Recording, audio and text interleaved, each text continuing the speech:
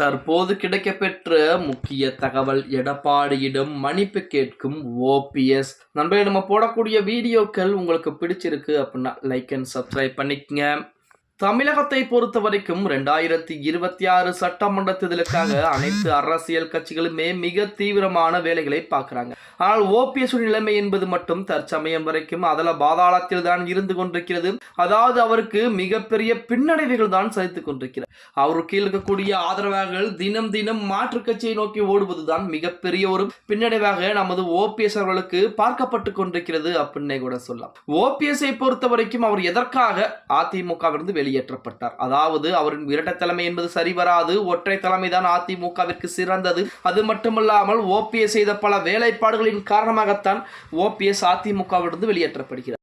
அந்த நேரத்திலே ஒற்றை தலைமை என்பது சரி என்று ஓபிஎஸ் சொல்லியிருந்தால் 2021 சட்டமன்ற தேர்தலிலே அதிமுக வெற்றி வகை சூடியிருக்கும். அதன் பின்பு 2024 நாடாளுமன்ற தேர்தலுமே மிகப்பெரிய ஒரு தோல்வியை சந்திக்காத வண்ணம் இருந்திருக்கும் அதிமுக அப்படின்னே கூட சொல்லலாம். இப்படிப்பட்ட ஒரு சூழலில் அதிமுகவிற்கு எதிராக பல வழக்குகள், இரட்டை இலை சின்னத்தை முடக்க வேண்டும் என சொல்லி அதிலையும் பல வழக்குகள் 2024 நாடாளுமன்ற தேர்தலிலே அதிமுகவிற்கு எதிராக பலாப்பழ சின்னத்திலே போட்டியிட்டது என ஓபிஎஸ் அடுத்தடுத்த தவறுகளை செய்ய ஆரம்பித்தார்.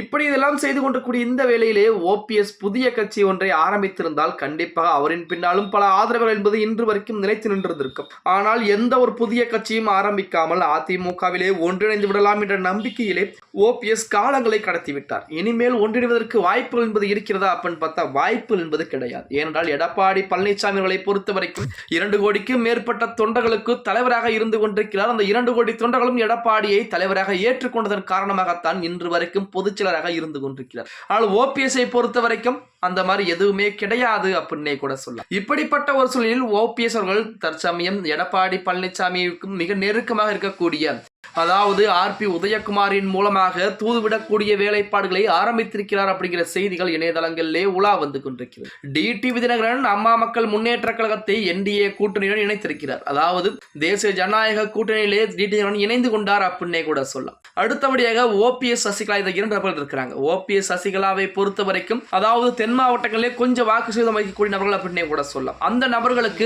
பாஜகவின் சார்பாக அழைப்புகள் என்பது கொடுக்கப்பட்டதா அப்படின்னு பார்த்தா கிடையாது. சசிகலாவிற்கும் அழைப்புகள் கொடுக்கப்படல, அதே போல ஓபிஎஸ்க்கும் அழைப்புகள் கொடுக்கப்படல. அதற்கு எடப்பாடி பழனிசாமி மறுப்பு தெரிவித்ததன் காரணமாகத்தான் கொடுக்கப்படல அப்படிங்கிற மாதிரி செய்திகள் என்பது இணையதளங்களிலே உலா வந்து கொண்டிருக்கிறது. இப்படிப்பட்ட ஒரு சூழலில் ஆர்பி உதயகுமாரின் மூலமாக எங்களை மன்னித்து விடுங்கள், நாங்கள் அதிமுக கூட்டணியிலாவது இணைந்து கொள்கிறோம் என நமது ஓபிஎஸ் தரப்பினர் நமது ஆர்பி உதயகுமாருடன் பேச்சுவார்த்தை என்பது நடத்தி இருப்பதாக செய்திகள் என்பது இணையதளங்களிலே உலா வந்து கொண்டிருக்கிறது. பொறுத்து பார்க்கலாம் எடப்பாடி பழனிசாமி அதற்கு சம்மதம் தெரிவிப்பாரா இல்லையா அப்படிங்கிறத. ஓகே गाइस, வீடியோ பிடிச்சிருந்தா மறக்காம லைக் பண்ணிருங்க. அப்படி இந்த வீடியோ ஃப்ரெண்ட்ஸ் அண்ட் ஃபேமிலிக்கும் ஒரு ஷேர் பண்ண மறந்துடாதீங்க.